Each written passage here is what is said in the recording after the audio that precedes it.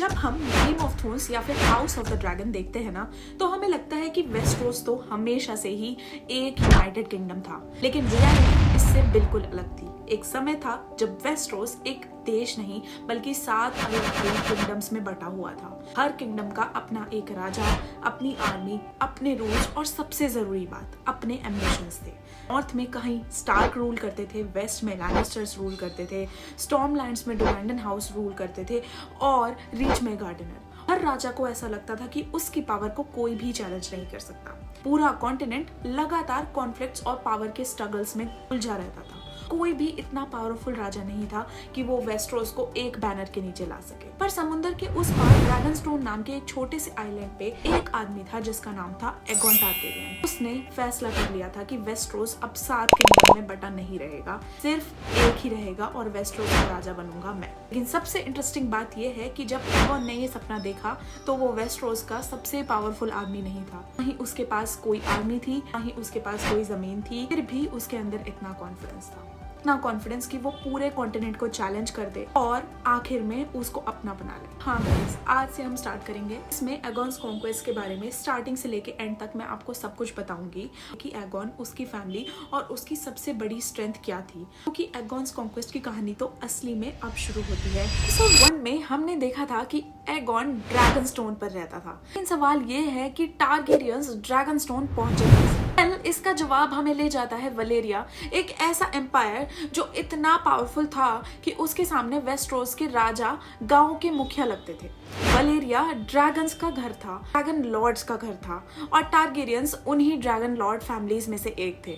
लेकिन फिर house Targaryen की एक लड़की ने एक अजीब सा सपना देखा। उसका नाम था डेनिस और डेनिस ने देखा कि वलेरिया तबाह हो जाएगा, सब जगह आग होगी, राख होगी और लोगों की डेड बॉडीज होगी। फिर उसने अपने फादर को बताया। सोचो, अगर आज कोई आपके पास आए और बोले कि पूरा देश कल खत्म हो जाएगा तो आप शायद हंसोगे, लेकिन डेनिस के फादर ने उसकी बात मान ली।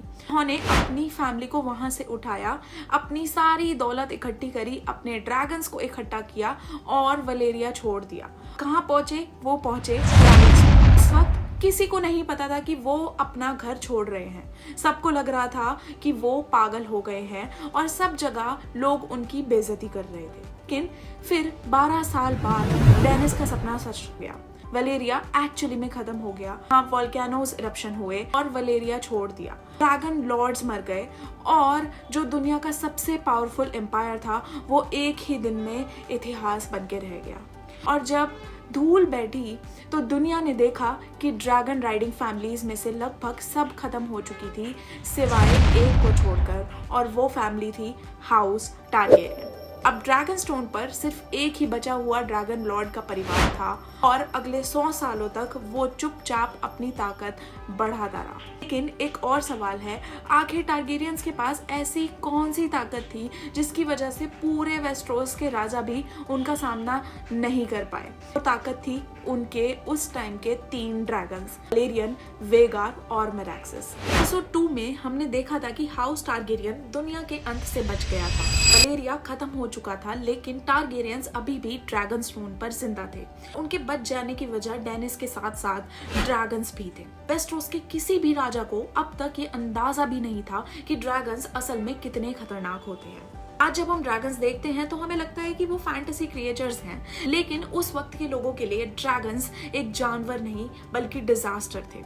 ऐसी चीज जो हजारों सैनिकों को एक ही मिनट में खत्म कर सकती थी, ऐसी चीज जिसके सामने राजाओं की सारी प्लानिंग फेल हो जाती थी। और एगोन के पास एक नहीं 3 ड्रैगन थे, वलेरियन, वेगार और मेरैक्सिस। कहते हैं वलेरियन इतना बड़ा था कि जब वो आसमान से गुजरता था तो नीचे जमीन पर अंधेरा छा जाता था। हर बड़ी स्टोरी में एक ऐसा मोमेंट आता है जहाँ सब कुछ बदल जाता है। एगोन्स कॉन्क्वेस्ट में भी एक ऐसा ही मोमेंट था, लेकिन उस मोमेंट को समझने के लिए पहले हमें एगोन टारगेरियन को समझना होगा। ड्रैगनस्टोन पर सिर्फ एगोन ही नहीं रहता था, बल्कि उसके साथ उसकी 2 बहनें विसेन्या और रेनिस भी रहती थी, और यही 2 बहनें बाद में उसकी वाइफ भी बनी। वहां पे 3 लोग थे, 3 ड्रैगन्स थे और एक ऐसा ड्रीम जो पूरे वेस्टरोस का फ्यूचर बदलने वाला था। कहते हैं कि विसेन्या तीनों में सबसे ज्यादा टफ थी, एक वॉरियर जैसी थी जो तलवार चलाना भी जानती थी और मुश्किल डिसीजंस लेना भी जानती थी। रेनिस बिल्कुल विसेन्या से अलग थी, उसका टोटल ऑपोजिट।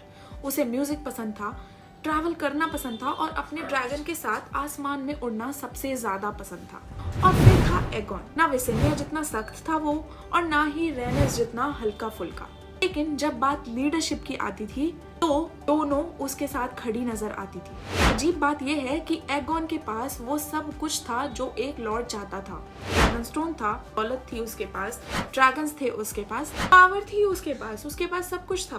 फिर भी वो संतुष्ट नहीं था, वो सेटिस्फाइड नहीं था, क्योंकि जब वो ड्रैगनस्टोन की उन ऊंची दीवारों से समुंदर के उस पार देखता था तो उसे एक यूनाइटेड कॉन्टिनेंट नहीं दिखता था।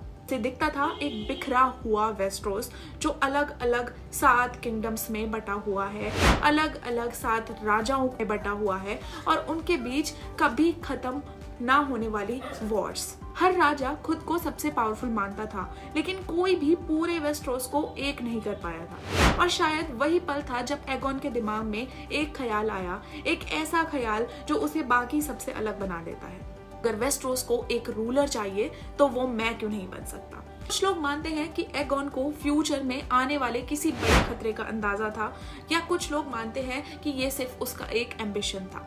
सच क्या है, शायद ये बात तो हमें कभी ना पता चले until George R.R. Martin reveals himself. लेकिन इतना जरूर पता है कि एक दिन एगोन ने ये डिसीजन लिया और अब वो ड्रैगनस्टोन का लॉर्ड बन के नहीं रहेगा, ये उसने सोचा।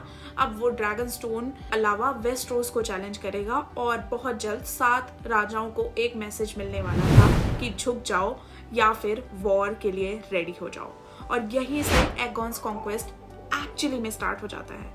एपिसोड 5 में मिलते हैं, जहां से हम एगोन्स कॉन्क्वेस्ट की मेन सीरीज को फॉलो करने वाले हैं। फॉलो करके जाना मत भूलना।